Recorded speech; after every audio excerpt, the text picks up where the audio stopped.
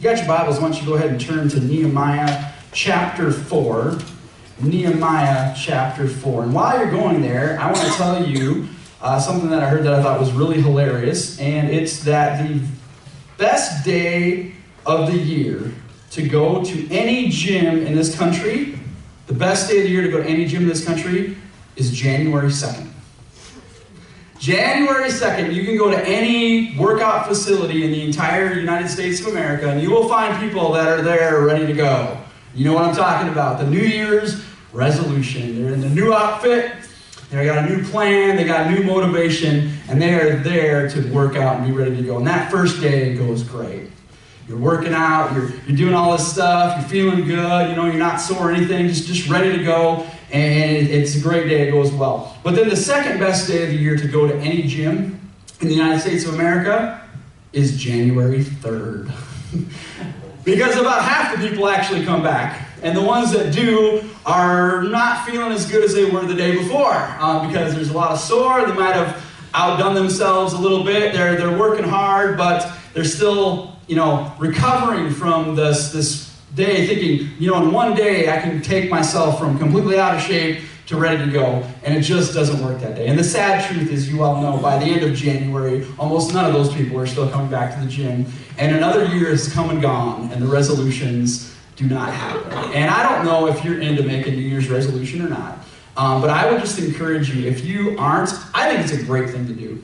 I think every time that we have a new year that starts, a new way of approaching something, we should always take that opportunity to sit down and kind of do a self-assessment and say, how am I doing? And where can I grow? How can I get better? And I really think it's a mark of maturity to sit down and to do that. But I want to talk a little bit today about how do we finish those things? Once we start and we commit to something, how can we finish through that as well and carry through that commitment? And I've already talked about this a little bit, guys, but this year, 2018, has just been an incredible year for me personally, with my family, obviously with the church and my calling to here to be in Yankton. So I think it's good to take a moment to look back and reflect on those things, but then to come back and see. There's a verse, it's on your note sheet. It's not in Nehemiah, stay in Nehemiah, but look on the note sheet, and it'll be on the screen too as well. 2 Corinthians 8. This is a passage that actually God gave me just this week as I was reviewing this message. And it was really powerful to me. It said, last year, you were the first, not only to give, but also to have the desire to do so. I want to stop right there. As soon as I read those words, I thought of so many of you in this room that were the first ones to say, all right, we're going to try this. We're going to be part of this. And then this next phrase, I want us to read this all together, nice and loud together, those next 4 words. Ready? Now finish the work. Now finish the work. There is a work that God started in this community, and now we need to finish it so that your eager willingness to do it may be matched by your completion of it, according to your means. If you don't know the story of Nehemiah, I just want to take a moment to kind of go through that. I think the book of Nehemiah is without question the best book on leadership I have ever read in my life. And I'm not saying just like Bible, I'm saying outside, if you are a leader, if you want to grow as a leader and as a person, I would highly encourage you to study the book of Nehemiah because it's one of the greatest leadership books of all time. Nehemiah was a guy who lived at a very pivotal time, not only in the history of the nation of Israel, but in all of human history. He was a Jewish man who was living in exile in a foreign land, and the Jews had been gone for about 70 years. And there were several people that God had called back to go back to the promised land and begin to rebuild the country of Israel. And Nehemiah was a man of influence. He was an example of what I think we are called to be as followers of God in a pagan culture. Sometimes it's really easy to look at our society today and think, oh man, how did we get so bad and what do we do about it? We do what Nehemiah does. He was faithful with the opportunities that God gave him. And he is now in a position of influence. He is the closest person to the king that you can possibly get. And he has something happen to him. And just to kind of wrap up the story, kind of catch you up to speed, his brother comes to him and he says, how is Jerusalem, our holy city in Israel? And his brother says it's in shambles. And it just breaks Nehemiah's heart. What is it that breaks your heart? What is it that is inside of you that God just moves in your heart? Whatever that is, that's what happened to Nehemiah. it broke his heart. So he took a risk. He took his life into his own hands. He went to the king and he said to the king, King, I want to go back to my homeland and I want to rebuild this city because I feel God's calling me to do that. And God, because God's purposes will always prevail, allowed that king to say yes. And he gave, not only did he allow it, he gave Nehemiah all the resources, all the tools to go to Jerusalem and to start rebuilding that city. That is a powerful thing that happened. And here's what happened. He got back there, he saw the condition of the wall, and it wasn't that great. He said, we need to rebuild this wall. Now I want to stop right there for a second. In our culture today, when we talk about building walls, all right, that brings up a whole other topic, okay? And again, I don't know where you're at on either side of that. My job as a pastor to be unified, okay? So we're not talking about building a wall like we're talking about in our world today, all right? This is what I want you to know about the wall in Jerusalem. It was a center of economic security. It was basically the infrastructure of the city. Yes, it protected the city. They didn't have a police force, so it was a protection of that. But it was so much more than that. It was, if I could give you what the wall was to those people, it was the symbol of success of the city. And I think about this as I was preparing for this, and I think about our community here in Yankton. And how this, at once upon a time, this was the city in this area. If you don't know it, this was the capital of this entire region. Even before the European settlers got here, this area was great. And I believe with all of my heart, and that's why I'm here, is because God wants that to be that again. I believe that that can be that again. And so I relate so much to this. So going back to Nehemiah, I'm in chapter 4, verse 6. He got back home, he got everybody excited, and they started rebuilding this wall. So we rebuilt the wall till all of it reached half its height. For the people worked with all of their hearts. Enthusiasm alone will get you started. They're excited, they're ready to go. They're like, yes, Nehemiah, let's go back. Let's rebuild this. Let's get this done. This is awesome. This is going to be great for our country. This is going to be great for our city. Let's do that. And if I can just get personal here, guys, that's a lot of us in this church right now. A lot of us in this church right now are saying, yes, we like what's going on here with Celebrate. We're so grateful for that. Let's go. Let's get that. But we have a problem. And it's the same problem that the children faced. Is sometimes we don't always finish what we start. And I want to challenge us today to say, how do we finish what we start? But there's some reasons why we don't finish things. And so if you got your notes, I want you to take those out.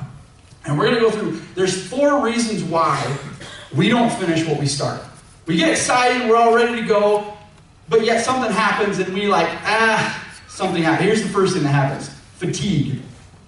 Fatigue happens. Look at I'm in Nehemiah chapter 4 still, verse 10. The strength of the laborers is giving out. We all get tired. Fatigue happens. We're human beings. You know, I am an awesome dad. I really am. And I'm a really great husband as well. I'm an awesome coworker, and I'll just go ahead and say I'm just a really good pastor when I'm fully rested. When I get tired, when I get drained, when I start to, wear down, as we all do, all of those things kind of go by the wayside. Am I alone in the room? Anybody else? You start to get tired. And fatigue happens. It's okay. I love what Vince Lombardi says. I love Vince Lombardi. Fatigue makes cowards out of all of us. But here's what happens with fatigue. When we start to get fatigued, our faith starts to waver. And that's what was happening to the people. They were excited, they were ready to go. But when that enthusiasm burns off, and we start to get tired, and we start to see that growing, how do we keep going? Here's the second thing that can cause us to give up, and it's frustration. We all get frustrated. We can get frustrated by the littlest of things. I will never forget when we first bought our first house. Right? And when you buy a new house, Elaine and I, we've been married about 2 years at that point. We were just ready. She was pregnant, actually, with Caleb, our first son. And so, when you buy a new house, you're all excited to go in and hang everything on the wall, right? So she bought all these cool decorations, and I didn't have permission to put anything up, which is probably a good thing, because it probably wouldn't look great anyway. So she'll buy these cool things, and we want to hang them on the wall, right? And so what we would do is she would decide, everything goes in the right spot, makes it look nice. So I'd take this big, picture frame or whatever else. I'd hold up against the wall like this, right? And I'm hanging it up there, because she wanted to make sure it looked good before we hung it, right? You guys with me? Anybody ever do this? We're the only ones? All right. So we get up here, I'm holding this big picture, and she would say this word, over. I'd be like, I have no idea what that means. And she goes, that way. Not helpful. I don't know what that means. So I'm trying to hang this picture that way. So I find, honey, listen. Up, down, left, right. All right? Up, down, left, right. Over does not help me. Up, down, left, right. So we got through that, but that was frustration. Now, it's funny. It's something we talk about, we laugh about, but it's always those little things, isn't it? Those little things that build up over time that make us frustrated. I was totally frustrated. And she was frustrated with me because I can't hang anything. And we learned that through our marriage, that I can't hang anything that looks straight anyway, so I just give up anymore. But that's what it is. So frustration. What's frustrating you in your life right now? What's frustrating you in your marriage? What's frustrating you in your job? Again, I'm going to get personal because we're talking about it. What's frustrating about the church right now? And if I haven't frustrated you yet, you haven't got to know me well enough. I can give you, they're laughing pretty hard on that. I can give you names and numbers of people that'll say, these are things that Jeff has done that's been frustrating. What do we do with that frustration? How do we handle that? And is that enough just to say, we're done, we're not going to get it? Here's the third one. Failure. I have yet to meet a person who likes to fail. In anything. None of us like to be failed. None of us like to feel like a failure. None of us like to feel like what I'm doing isn't happening, it isn't good enough. How many of you in this room, I want to see hands, have set a goal and have not met that goal? Thank you for being honest. The rest of you are lying in church. That's not okay. It happens. Failure happens. The question is, failure, you ever heard the phrase, failure is not an option? Okay, that's not true. Failure is a reality. It's not an option. It will happen. You will fail. I said this already, but I love baseball. Baseball is a huge thing for me. I love the sport. I love watching it. Do you know what you call a baseball player who fails 7 out of 10 times? You know what you call that? Call him an all-star. Think about that. In baseball, if you are a professional baseball player and you fail to get on base 70% of the time, that is amazing success. That's why I love baseball, because I think it's a lot like church. I think, hey, you get 3 out of 10 right, you're doing pretty good, right? That's what we are. We always have to know, the key is, how do we react? How do we respond? We got to get back up in that batter's box. We got to take that bat, and we got to swing again. Even if we strike out, even with the gout, we can't give up. Because here's the thing, the only time you fail in life is when you give up. If you give up, you fail. If you get back up on the plate and try it again, swing again, you don't fail. Here's the fourth one, the reasons why we give up. And I think this one's the most important. We forget. We forget. We forget, why did we start? That's what was happening in Nehemiah here. The people got tired because they forgot what this wall would benefit them, how they would grow from it. You know, I'm always amazed at how people, when you fall in love, you're so just gaga for each other, right? And they're perfect, and you love everything about them, and everything's so great, and two people will stand up before a church at an altar, hand in hand, look at each other, and pledge to love each other for the rest of their lives. That is a crazy commitment if you think about that, right? And what happens is we forget that. We forget. We allow those little things in life to come in, and that maybe this person isn't quite so perfect.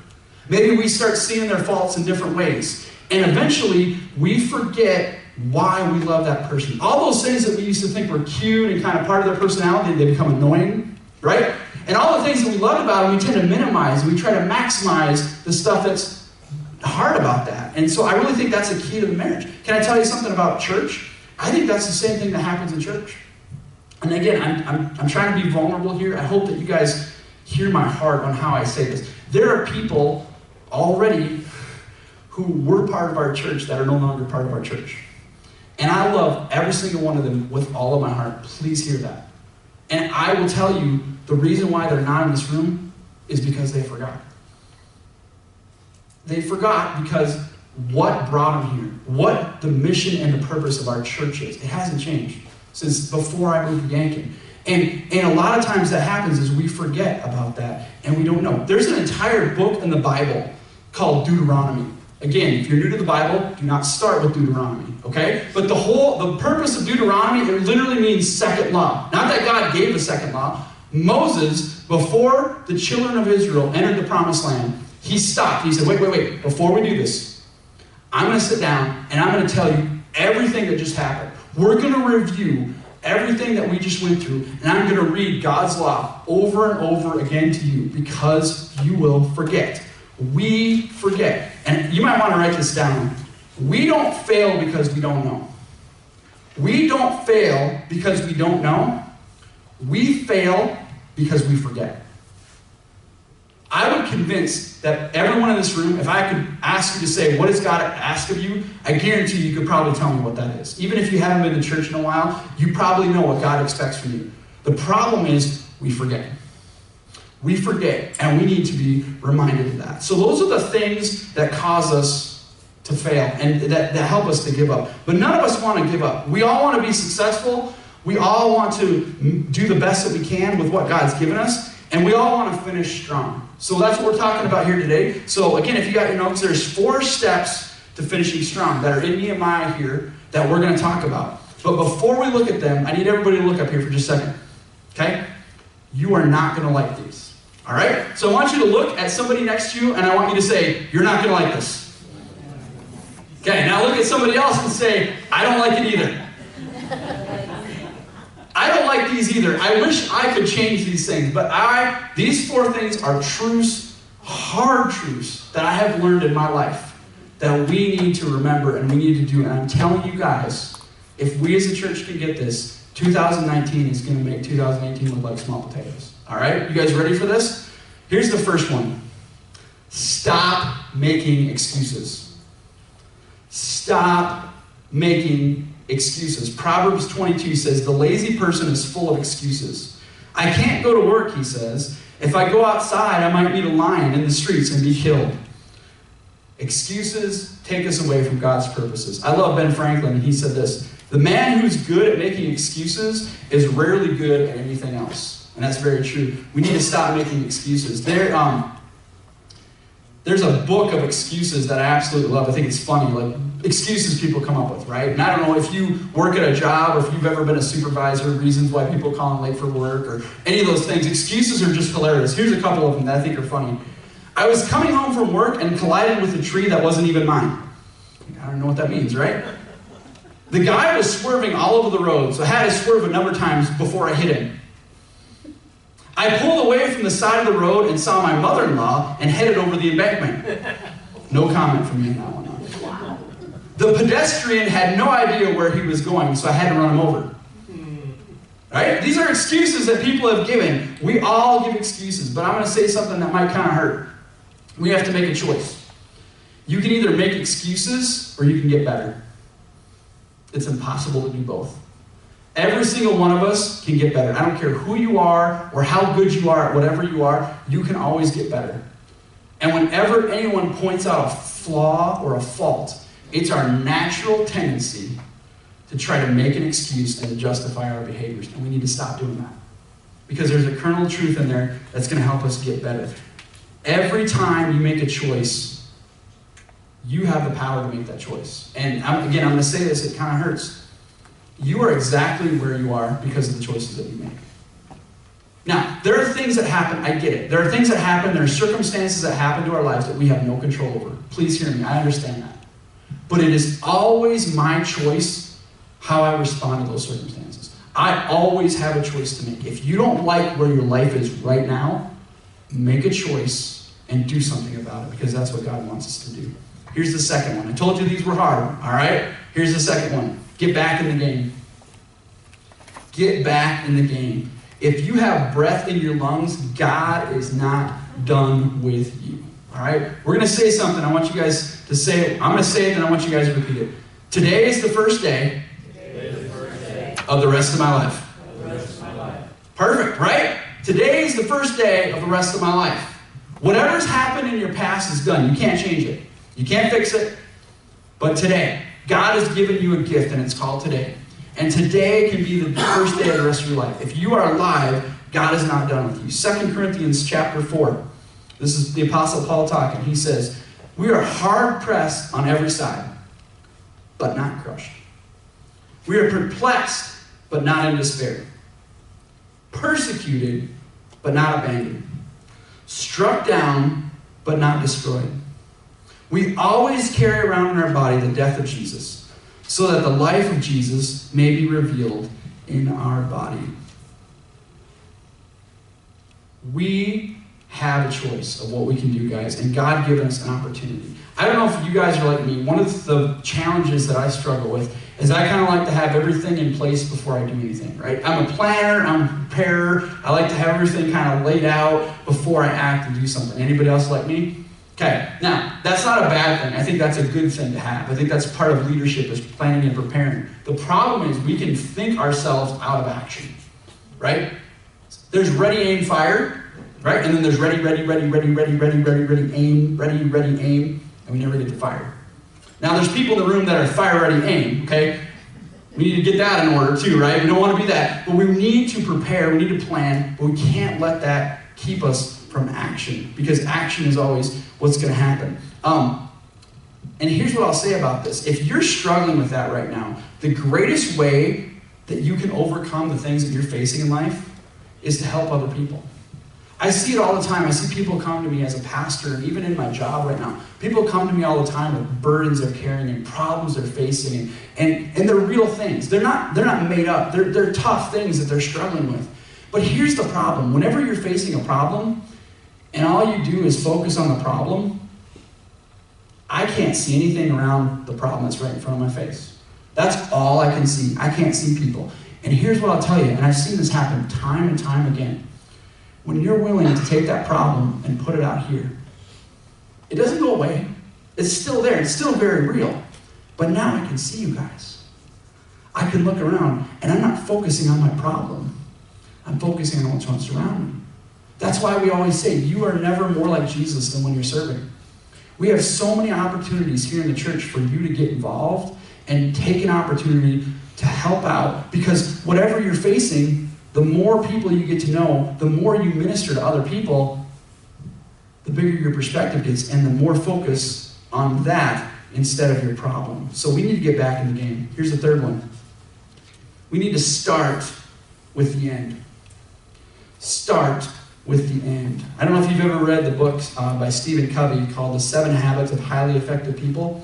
Again, if you haven't read that book, please do that. But this is taken directly from him. Successful people do something that non-successful people don't do, is they start with the end in mind. You always think about, how do you want to finish? So here's what I want you to do. I want you to flip your notes over. Everybody participates. And I want you to think about in your mind right now what December 31st, 2019 is going to look like. 1 year at the end of 2019. I want you to take a minute and I want you to think about what your marriage is going to look like. And if you're not married, I want you to think, okay, would you like to be married? Would you like to be in a relationship? What does your singleness look like at the end of 2019? Think about it. What's your physical shape going to look like at the end of 2019? Would you like to be heavier? Would you like to be lighter? Would you like to be more in shape? If you're in shape, would you like to be more toned? Would you like that? What does that look like to you? What does your physical body look like? How about your spiritual life? What do you want your spiritual life to look like? How much of God's word do you want to have read? How much prayer do you want? How much do you want to grow in your spiritual life? How about your finances? What does your finances look like? Do you want to have more money? Do you want to have this bill paid off? Do you want to be out of debt? Whatever that looks like. What do you want that to look like in the end of 2019? Now here's the question I want you to ask. And you can take this home and think more about it, but what do I need to do now to get there? What choices can I make today, right in this moment, to get me to where I need to be? Or better thought, what choices do I need to make over the course of the next year to get to where that is? Because here's what I'm wondering, or I'm pretty sure is positive about this, is that with all of these things, they're going to cost you something. There's going to be some effort, some commitment, some pain involved. Some sacrifice you're going to have to make to get from here to there. And what does that look like? Because the saying is true. No pain, no gain. And that's very true. If you want to get better, it's going to cause pain and it's going to cause hurt. I love this. I heard this. This is great. Mental illness is a epidemic in our country right now. We struggle with mental illness. The numbers are just going crazy on what mental illness. And the one psychologist wrote that the number one cause of mental illness is, get this, trying to avoid pain. This is what he writes. Fearing pain, most of us attempt to avoid problems. We procrastinate, hoping they'll go away. We ignore them and pretend they don't exist. Or we attempt to get out of them instead of suffering through them. You know what I hear from that? We don't start with the end in mind. We're focused on the pain in the moment, and we want to get out of it. We want to try to do that. And what this psychologist is saying, that's the number one cause of mental illness, is that pain that we suffer. And I just want to just make it personal a little bit. Think about Jesus. Okay? Jesus endured the cross. Okay? Do you think that was fun for him at the moment? Absolutely not. In Hebrews 2, it'll be up on the screen. For the joy set before him, he endured this cross, scorning its shame, and sat down at the right hand of God, at the throne of God. Do you know what put Jesus on the cross? It was you and I. Do you know what kept Jesus on the cross? You know why it was his joy? Because Jesus Christ looked down through time. He knew he was going to be abandoned. He knew he was going to be suffering amazing pain. He knew that he would be separated from his God for doing nothing wrong. And he looked down through time and he saw you. And he saw you. And he saw you. And he saw you. And he saw everyone in this room. He saw our face. And he said, you're worth it. You are worth it. You are worth it. I will endure this pain and I will endure this suffering because I can't see eternity without you. And I don't want you to miss the fact that if no human being accepted Jesus, if all of humanity rejected the cross, he would have still went and he still would have died on the cross. Because that's how much he loves us and how much he wants us. Guys, I don't know what hurt you're facing right now. I don't know what it's going to cost you to be the person that you want to be at the end of 2019. I know it's going to be a sacrifice. I know it's going to be pain. But I'm telling you, it's going to be worth it. Because Jesus Christ loves you and he wants that for you. He wants that in your life. One of the things that I absolutely love to do is ride my bike. I'm a huge bicyclist. I love riding my bike. And one of the things that was on my bucket list 2 years ago was I wanted to ride the Mickelson Trail. If you're not familiar with that, in the Black Hills, there's a 109-mile bike trail that goes all the way through the hills. Gorgeous, beautiful. And I wanted to ride that and ride that trail. And there's a group of people that do it every year. So I signed up to go and do it. And it was just an incredible experience. But obviously, it's a lot of pain, a lot of sacrifice that had to go into that. Financially, training, I trained for a couple months to do that because I wanted to finish. I didn't want to start something and not finish it. And I was on this trail, and there's a stretch just outside of Hill City, and it's 10 miles straight uphill. Okay, I'll say that one more time. It's 10 miles straight uphill, all right? And it's beautiful, it's great, but man, it's exhausting, all right? And so I'm going, and like I said, I was ready, I was prepared, but I was struggling. Like, I got to a point where I'm like, this is really tough. I don't know if I can do this, okay? And I'm not making this up. This is my hand to God. This guy came flying by me, right? I'm talking like he was booking it. And he was probably at least late 60s, if not early 70s, all right? And I tell you what, I was like, I'm a competitive guy, like in my heart, and I'm like, what the heck is wrong with me? This guy's like 3 times my age. Anyway, he goes by me, and I'm not making this up. He turns around and he goes, 3 more miles and then it's downhill.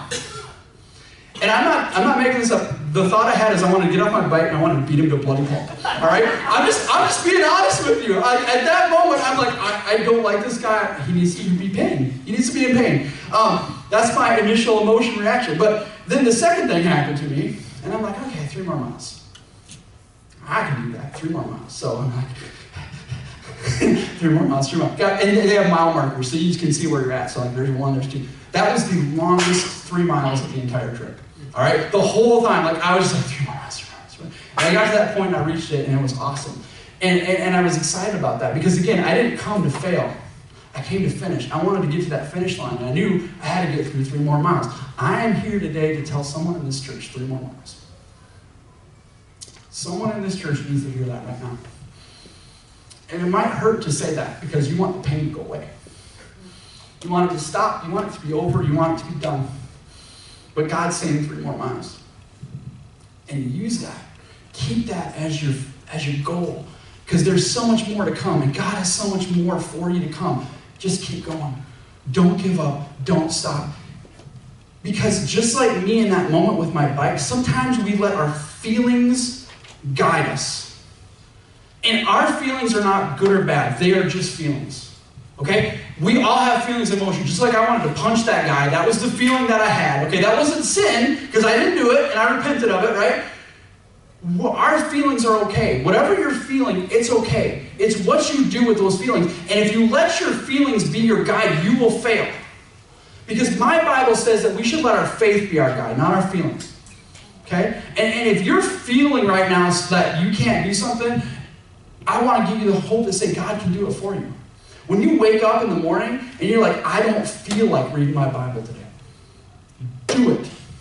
When you wake up in the morning like, I don't feel like spending time in prayer right now. Do it. Don't let your feelings be your guide. When you wake up in the morning and say, man, I really want to go to the gym, I want to work out, I don't really feel like doing that. Do it. Do it, do it, do it. Don't let your feelings be your guide. Let your faith be your guide because God wants so much more for you. And we can always hold tight to the promise of our faith. That person that you don't really want to forgive. I don't really feel like forgiving this person. Do it. Don't let your feelings be your guide because we need to start with the end in mind. Here's the last one. And this one, I'm telling you, if we get this, church. Number 4, remember what matters. Remember when I said one of the reasons why we fail is because we forget? We have to constantly remind ourselves of things. 1 Peter 4 says, if anyone speaks, they should do so as one who speaks the very words of God. If anyone serves, they should do so with the strength God provides them, so that in all things God may be praised through Jesus Christ. I've said this before, but I'm going to say it one more time. We don't fail because we don't know. We all know what we're supposed to do, I would argue. We fail because we forget. So here's what I'm going to encourage you to do with those things that we wrote down for 2019. Go home, write them somewhere. Put them somewhere where you can see it. Write it down, review it every day. Look at it, see it. Remind yourself of what you said and do it. And the last thing I want you to do is I want you to share it with other people. Go public with it. When I decided that I was going to go on that Mickelson Trail ride, the very first thing I did was I shared it with my staff team. I was on staff at Celebrate. And I said, hey guys, I want to do this. This is really cool. I did that for 2 reasons. One, because I was excited and I wanted to share it, wanted to take the time off, put that on the calendar. But the second reason I did it was for accountability. Because guess what they asked me? They said, hey Jeff, how you doing with that? You been riding your bike? That's good accountability. When I was on the trail and I wanted to quit, I'm not making this up. There was a point where I cannot go back in that office and say I didn't finish. I have to do it because they're going to hold me accountable to it and I need to finish that. Share it with other people. So, Nehemiah, and I'm going to go to chapter 6. I want you to look at this verse. This isn't going to be on the screen, but if you're in your Bible, go to Nehemiah chapter 6, and I'm in verse 3. There's a group of people that didn't want Nehemiah to finish that wall. And they were wicked, and they would try to do things, and they basically tried to trick him into coming and being part of that because they wanted to kill him. And they sent somebody and said, hey, Nehemiah, we need to come talk to you. You need to come. And look at what Nehemiah said. And again, I'm in verse 3, I'm sorry. I am carrying on a great project, and I cannot come down. I'm doing a great work, and I can't come down. Sometimes in life we come down from the things that God called us to for things that are far lesser. And we always need to make sure what are we doing and how are we doing that. Because here's what happened. Go over in chapter 6. This will be on the screen. Verse 15. The wall was finally finished in just 52 days after we began. When our enemies, those people who were trying to take Nehemiah off the office, take his eye off the ball, when our enemies in the surrounding nations heard about it, they were frightened and humiliated. And this is the key. They realized that the work had been done with the help of our God. We are doing a great work here. When you come here on Sunday, I've been saying this for so many times, This is not a place you come. It's who you are. We're a family, and we are changing life. We are in a spiritual battle for the souls of this community. There is no greater work that we can do. There is no greater work that we can do. We can't come down. And one of the cool things about being a new church, and I've experienced this, is we don't have any traditions yet. I love that, right? We get to do how we want to start, how we want things to go, and we can set that and we can develop that. But there's still a tendency to form some bad habits. In my own life, but in your life too. And I'm just going to say this because I love you. We have some bad habits already that are developing. All right? And I don't say that to put anyone on the defense, so please don't hear that. But I'm just saying, what are we doing to get better? How can we always go? Our word for the year for 2018 was the word launch. Launch. We just want to get this thing going. We want to launch this. And God's done some cool things. Over here to my left, this is our Celebrate logo thing that we had going through Christmas. We left it out one more week to see all the balls that were filled up. If you're a guest, that's what we did for Christmas. We write names on the balls, put it in there. You'll see these pieces of paper that are on the table here. That is, every month, I would put together like 3 to 4 really cool things that happened in our church. And then I would write like 3 prayer requests. I would share that with our church network that we have, our church family, our leadership team. So I went ahead and just printed that out because I wanted you guys to see that. And when service is over, you guys want to come up here and take a look at that. If you'd like a copy of that, it's through November. I don't have December's ready yet because I was like, well, we still got one more day of December and God can show up today, right? Amen? So I'd like to send that to you. If you want that, you can put it on your connection card or you can just text me or send me, hey, you want that to see that? I'd love to get that to you. So our word for 2018 was launch. Here's my point. The word for 2019, you might want to write this down. Our word as a church is going to be the word refine. Refine. And what that means is it says we're going to make improvements by making small changes. We're going to remove the stuff that needs to be removed. Just like when you refine a precious metal, you're getting rid of the stuff and you're getting down to what really matters. As a church in 2019, I want to get down to what really matters. And just like with gold or anything else, that can be painful. It can cause some hurts. Zechariah 13:9 says, I will refine them like silver and test them like gold. They will call on my name and I will answer them. I will say, they are my people, and they will say, the Lord is our God. That's a verse that I'm just going to rally around this whole year, guys, as we move forward as a church, and what are we doing? So I'm going to ask this question. What do you want your 2019 to be? When you get to the end of it, what's it going to look like? What's this room going to look like because of your faithfulness and all that you're doing? Can I give you one of them? I don't know what you wrote down, but I'm going to give you one. I'm going to challenge you in this. Just like Nehemiah, it took him 52 days to build the wall. I want to challenge you with one thing. 52 Sundays. That's how many Sundays there are in 2019. I'm going to challenge you to be here 52 Sundays. Now, I can already hear, but Pastor, okay, no, wait, hold on. If you can be here. Okay? Now, I understand sometimes we're out of town. In 2 weeks, I'm actually going to be gone. Me and my family are going to be gone. But when we're out of town, we make a commitment to still be in church.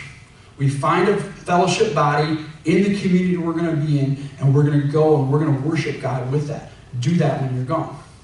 I understand jobs. Some jobs can't be here every Sunday. I totally get it. When you can't be here or you're sick or kids or whatever those things are, that is why we put all of our messages online. That's why we do that. Okay? If you can't be here, watch it online. How many of you, and I want an honest show of hands, how many of you in this room watched a movie this week? Anybody? A few of you? Okay. All right. If you invested 90 minutes to 2 hours into a movie, that's not going to last for eternity. How much more can you take 20 minutes and watch a message? All right?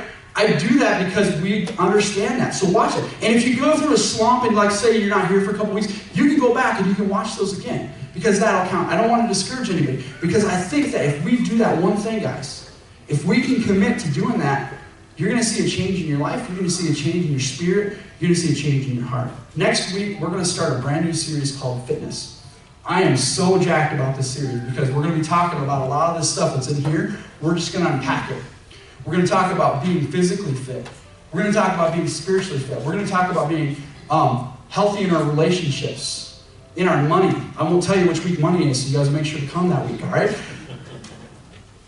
I think this is going to be an awesome year. And I think it's going to be awesome because we got to do these things. We've been called to a great work. We started a great thing. Let's finish it. Let's do what God wants us to do. It might cost us something. It might be painful. It might hurt. But God's bigger than that. Let's pray.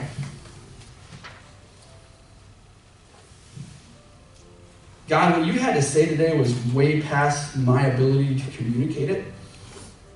So right now, I ask that anything that was me, that you just burn it out of the memories of the people that are in this room. And anything that's from you, that you burn it in their hearts. And God, I'm asking a prayer that I haven't prayed, so I'm asking that you would take these words and that you would really wreck some people with this. That you would just burn it in their hearts, that they couldn't shake it. They couldn't get out of their minds. They couldn't get out of their spirit, God, because that's what you had to say. And every single one of us, myself included, Lord, we come humbly before you saying, we can do better. God, we know you love us. God, we know you're not mad at us. We know that you're not out to get us. We know that you adore us as your children. But even in my own spirit, God, as I say these words, there's things in my life that I can do to get better. And God, I ask that you would reveal those in my heart. And that we wouldn't give up, God, because we only fail when we quit. We would press on, we would press forward. And we would continue to work those things. God, I pray that we would write them down. That we would review them. That we would go public with them so people that love us and love you can hold us accountable for that and say, how's that going, Jeff? How are you doing with that? Because we all need to get better. Not because you'll love us more, but because there's people in this community that are far from you. And you've given us the right to be called your children, and you gave us one job. You said, go and do likewise. I'm going to ask our prayer team, go ahead and come on up here. And I'm just going to give you 30 seconds. You and your God. What's he telling you?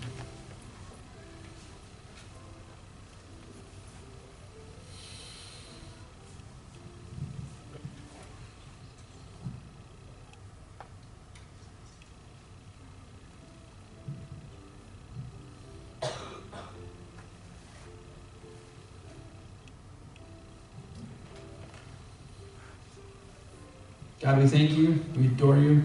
We ask all these things in Jesus' name. Amen.